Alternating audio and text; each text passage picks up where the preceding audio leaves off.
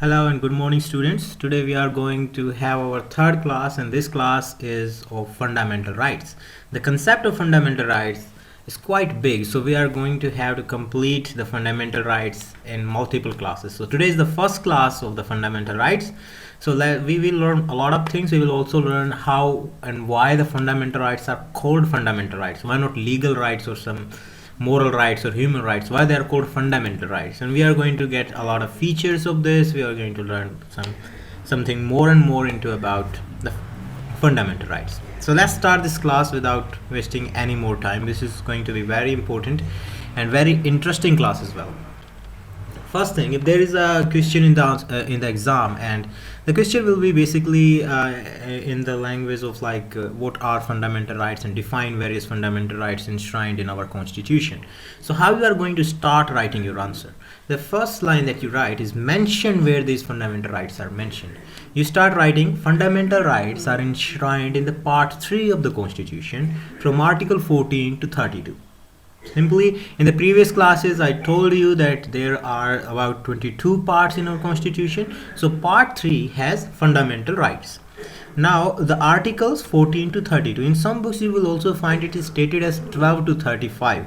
So that is not wrong either, because in 12 and 13, in these articles, there is various definition given, and the same sort of definitions and limitations are given in 33, 34, 35 article.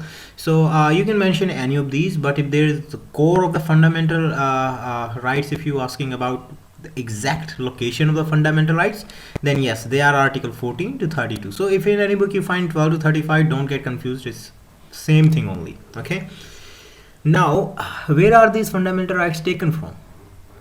I think we also talked about this. Every class start to get connected now. They are inspired from the US Constitution, from the United States. However, they're not exactly same from the US. They are a little different and modified according to Indian needs. And now the second point, this is something that can be asked in various competitive exams. You can, if you have a paper and pen, do make a note of this. This is highly important. You do not need to go to some kind of special classes for this. Everything is in the books of the college exams. Everything is there in the basic books, like the normal school books and college books. Everything is given there. And here, part 3 of the Constitution is described as Magna Carta of India. Now there can be a question in various competitive exams that which part of our constitution is called Magna Carta? You do not have to do the rectification here. Magna Carta basically means the Charter of Rights. Understand the word right. And where are fundamental rights given in Indian Constitution? Part 3. Do you have to learn something new, or do you have to somehow rote learn this? No, this is something you can see simply is right in front of you. Magna Carta means right, and Indian fundamental rights are given in part 3. So simply you can tick part 3. Now, most important thing that you have to learn. Why are fundamental rights called fundamental rights? Why are we not calling them legal rights? I mean, we all understand that there is some source of law behind them. Why only fundamental? Why is this word fundamental? Since our childhood, you have learned this. There are 6 fundamental rights. We have 6 fundamental. You might have also somehow rote learned all of those 6 names. But why fundamental rights? Why fundamental word is used? Why is this being there? This is something like in geography, the first strait that you learn, the Pak Strait between India and Sri Lanka. Yes, there is a strait called Pak Strait. It lies between India and Sri Lanka. But what is a strait? Do you understand the meaning of the strait? How many of you actually understand what is a strait and why it is called strait? Why we are not calling it a river? Why are we not calling it an ocean or a sea? Why strait? Bay of Bengal, everybody knows it lies right there near Bengal. But why bay? What does bay mean?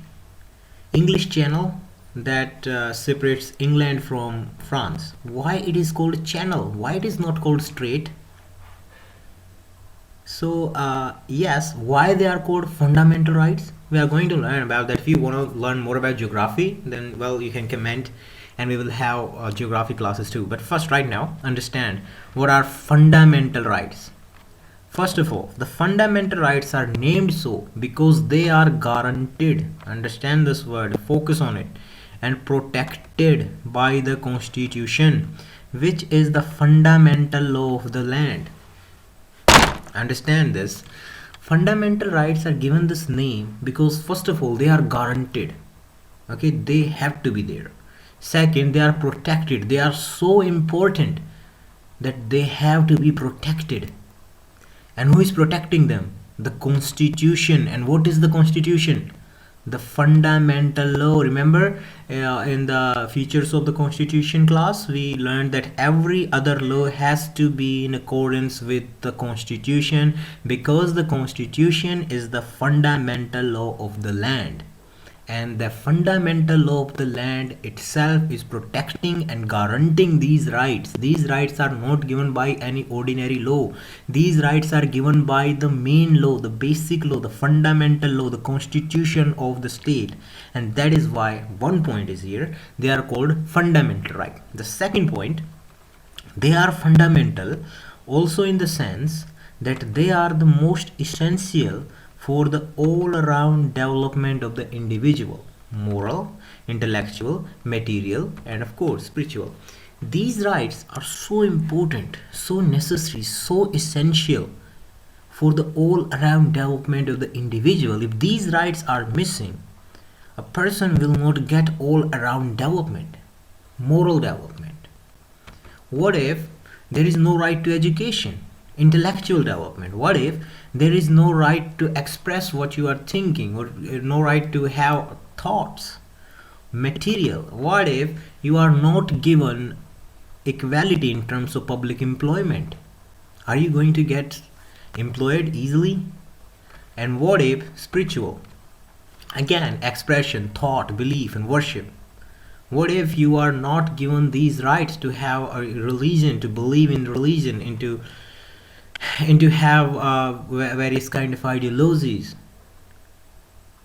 What if these things are not there? How you are going to develop yourself? Is it possible for a person to develop his character without education? It is possible for a person to participate in the state matters without the right to vote.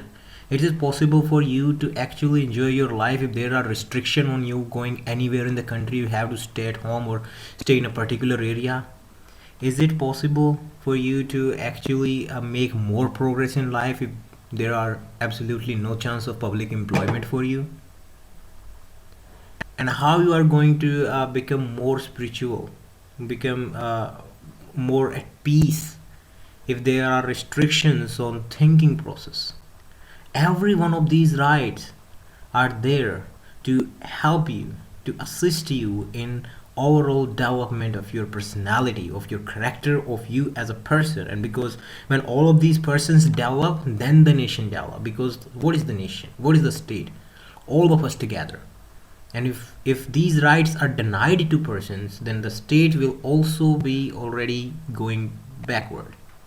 So these rights are called fundamental because these are so necessary for our development. These are guaranteed and protected by the fundamental law of the land, by the constitution. So next time if somebody asks you why are fundamental rights called fundamental, these are the two reasons behind them.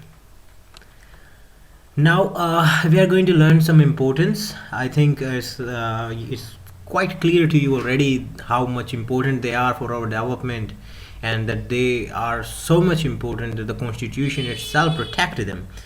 But today, now we are going to learn into more and more about their importance. First of all, the fundamental rights are meant for promoting the ideal of political democracy.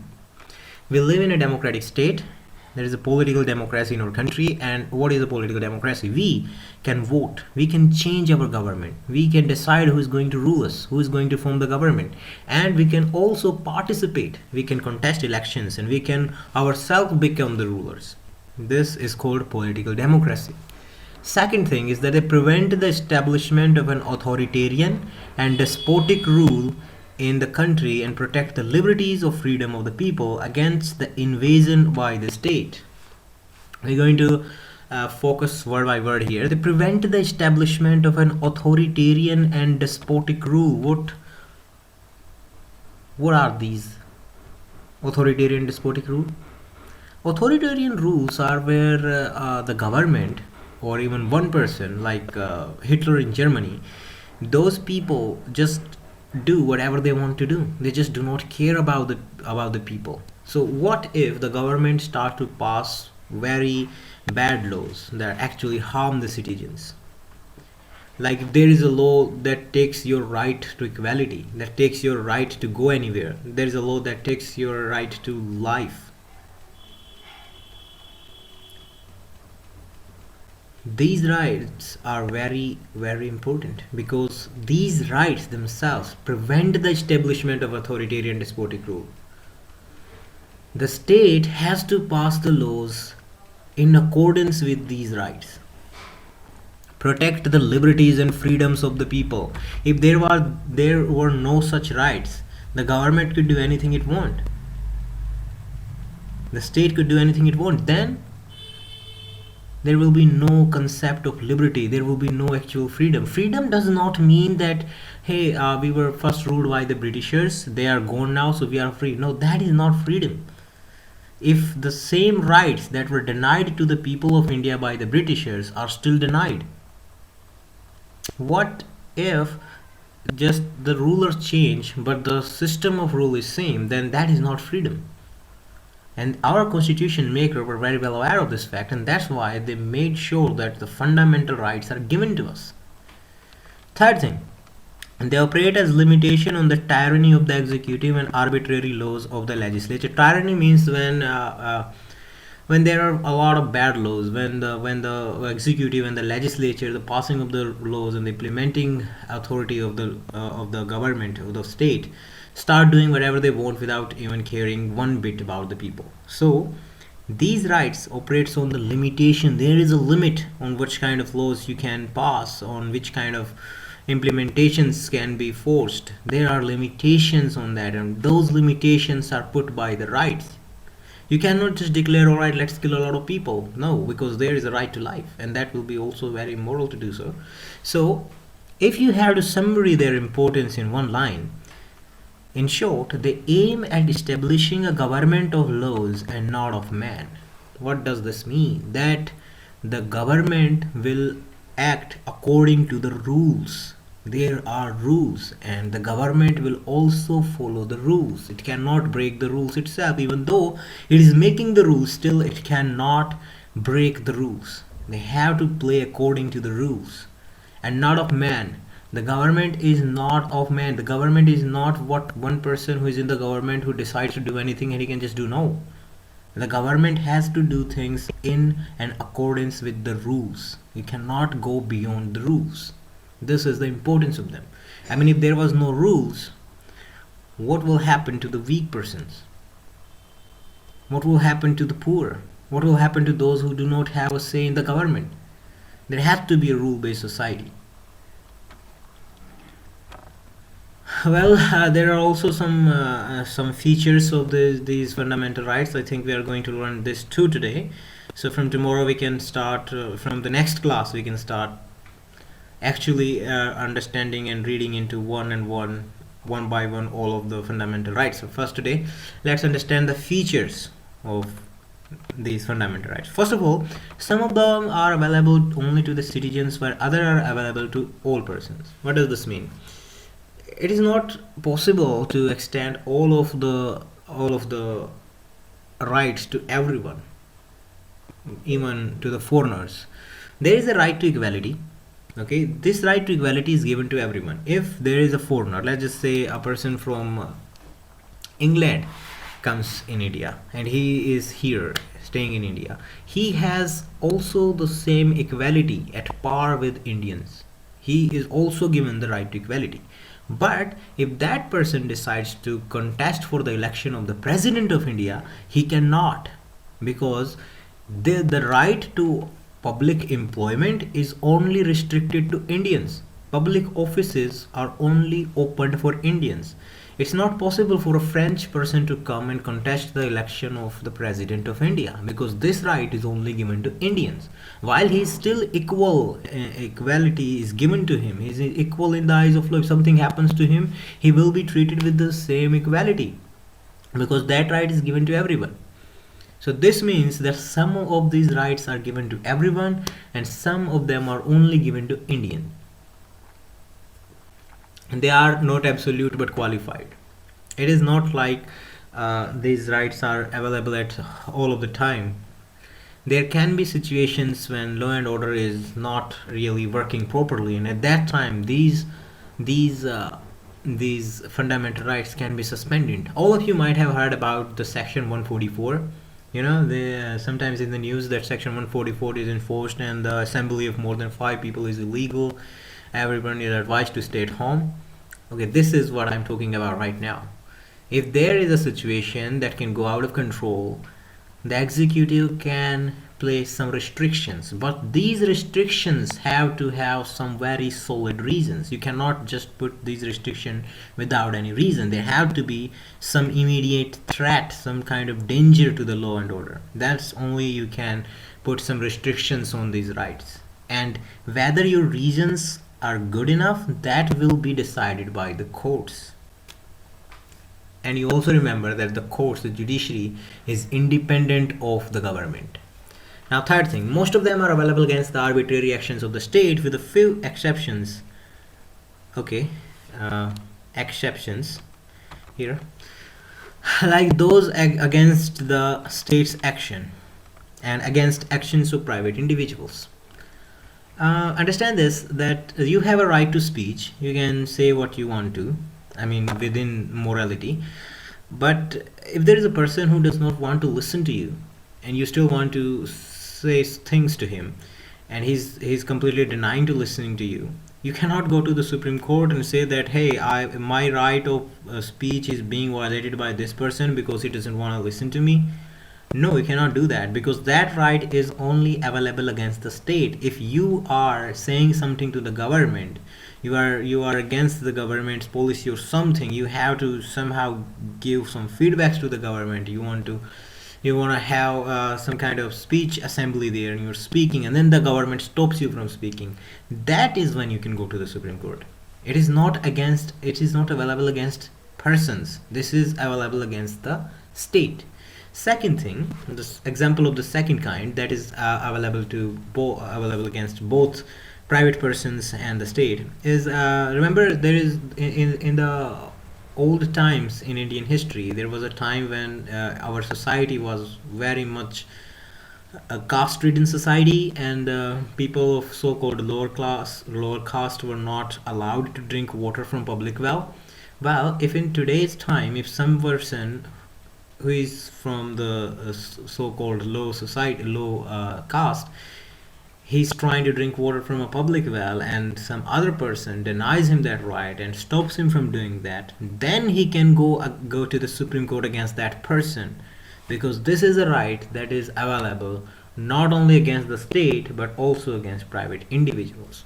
So the basic point is here, most of them are only available against the state, but there are some exceptions when they are available against the state as well as public individuals. So you have to remember this, that they are not available only against the state and they are not available only against the private individual. They are available against both, and some of them are available against either one.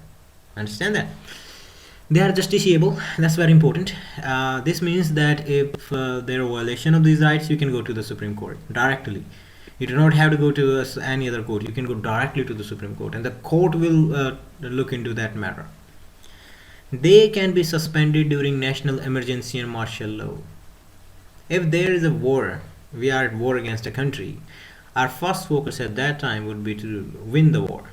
And at that time, there can be some kind of other situations going on. So the government, the state, the nation at that time would want to keep its focus on the war first.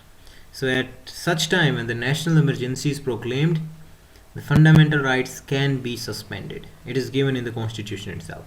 And martial law is a law when there is completely the civil machinery fails, when there is no law and order in a place. The people are doing whatever they are doing, law and order has failed. At that time, army can be called to come and restore law and order. And when the army starts to do this, This is called the martial law, and there is absolutely no right available during the martial law, not even a right to life. They can, if they kill somebody, even that will not amount to anything. So martial law is actually a very dangerous thing, and it's good that we stay as far as possible from it.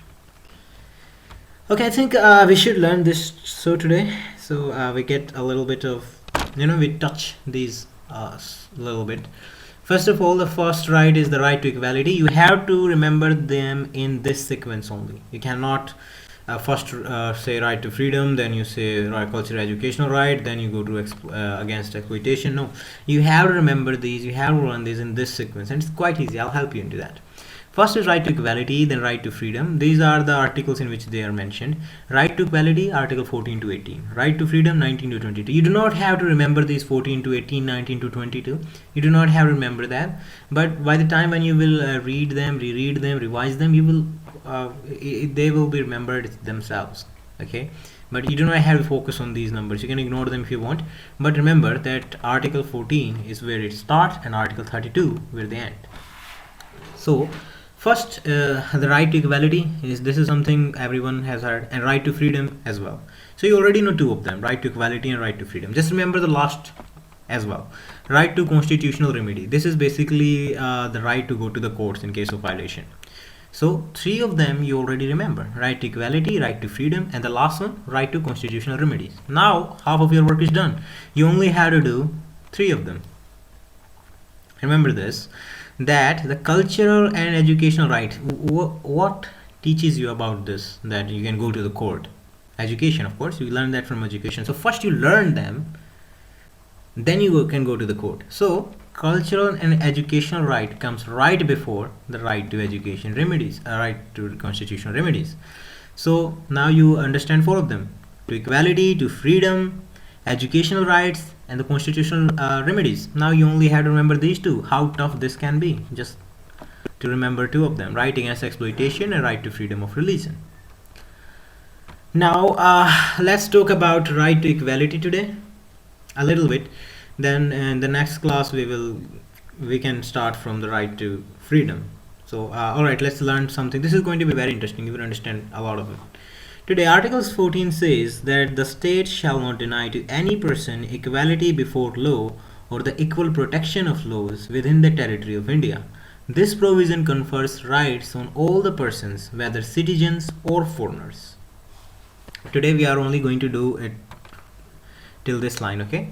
We will get into it from tomorrow, what actually equality means and what is equal protection of law means.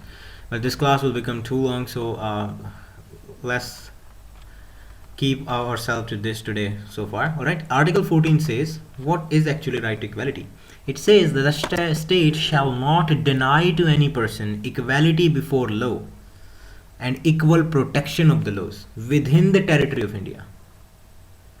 And this provision confers right on all persons, whether citizens or foreigners. So what is equality before law? Let's just do this, okay? Let's just do these three lines so you understand what is actually equality before law. We always hear this, that everyone is equal in the eyes of law, but what that actually means? This means that absence of any special privilege in the favor of any person. No person will get special treatment. First thing. Second, equal subjection of all persons to the ordinary law. There will be no separate law for separate society, separate section of the people.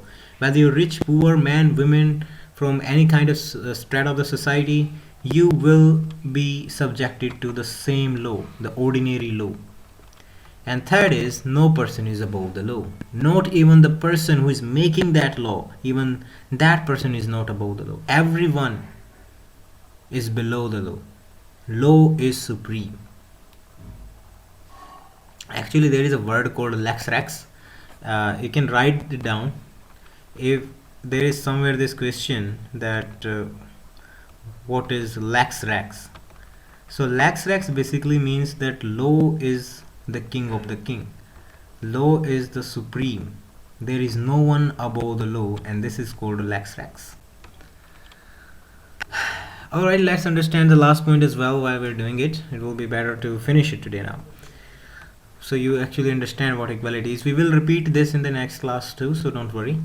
You will understand it better when we do it twice. So now, what does equal protection of law means? Equal protection of law means that the equality of treatment under equal circumstances, both in the privilege conferred and liabilities imposed by the law. Everyone will be treated equal for now understand this in this way. Everyone will get equal punishment for equal crime, and everyone will get equal reward for equal good things.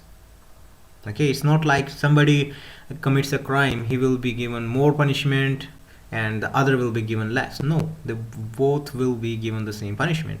And in cases of avoiding something good, in that case the same law again will be followed, and for the same task they both will be rewarded in the same manner. Second thing is that the similar application of same laws to all persons who are similarly situated.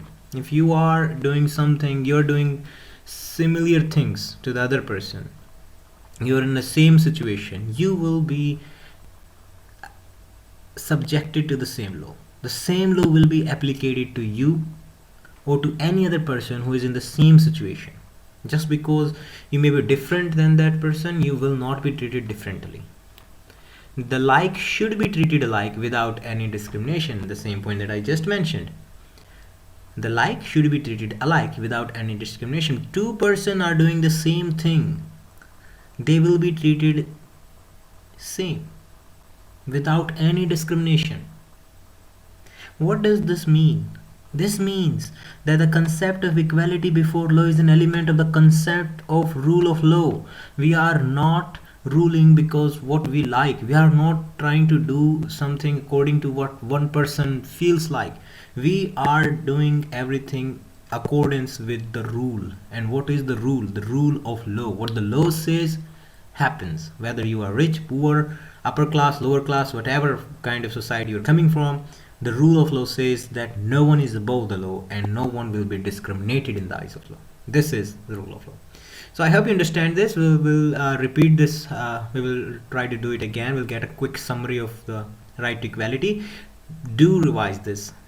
You've understood what are fundamental rights, why they're called fundamental rights, and features and importance, and all of them 6. Write them down a couple of times. You will get familiar to them. And I also told you how to actually remember them quickly. And the right to equality is already finished, but we will try and do it again in the next class. So I hope you understand a lot from this class. Do revise, will be very helpful to you, and I'll see you in the next class. And you can also subscribe, because if you miss that any of the class in between, the connection will be lost and then it will become tough for you to somehow get back to it. So subscribe, and also see you in the next class. I'll end the class right here. Thank you.